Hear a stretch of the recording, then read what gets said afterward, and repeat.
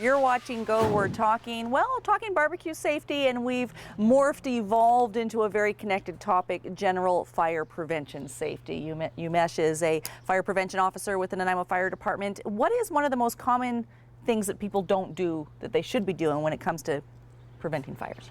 Well, every place should have a working smoke alarm.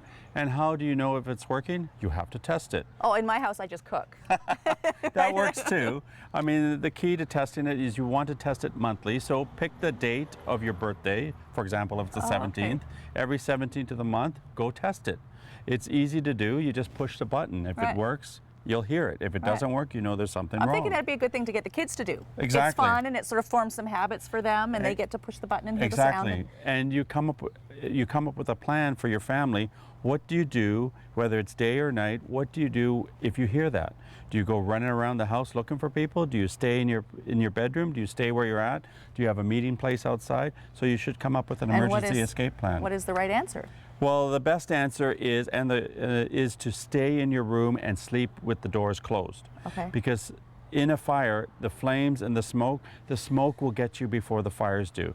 So you don't want to go running around looking for your kids. They don't want to go running around looking for you. So everybody stay with their door closed.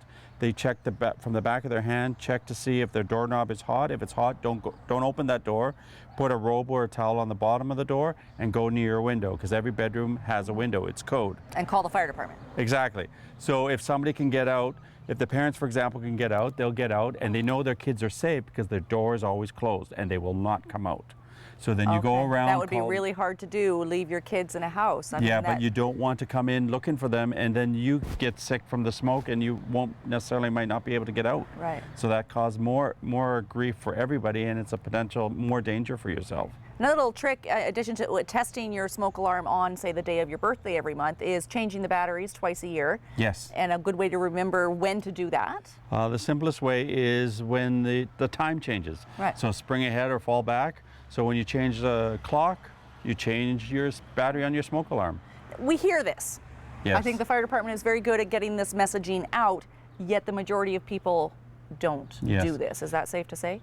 I would say so, because what happens is when they're cooking, the smoke alarm goes off, and then they get tired of burning food, so they think, okay, we'll just take it down and put it down, and when we're finished cooking, put it back up. The best thing to do is try not to burn your food, stay with your food, cook it on low so it doesn't burn, so it doesn't activate the smoke alarm. Yes, it works, but it's best to keep the fire life safety equipment alone. And there's another detector in the home as well that you should be checking on. Yes, carbon monoxide. Okay. So ideally you don't have to test those, but those are, you can get two types, one that you plug in and one are battery operated, and that's basically for the invisible gases in your house. And where does that gas come from? It comes from your appliances, if you have a wood stove, and if you have from your gas appliances, stove or fireplace. Okay. Or if you have your garage door open and the car running in your garage, all those poisonous fumes come inside. Okay, and it's important to have one of those. Yes,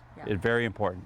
Those are the two, and you can get combination ones now, so you can get combination smoke and carbon monoxide, so you don't have to have a bunch of alarms in your house if you don't want them.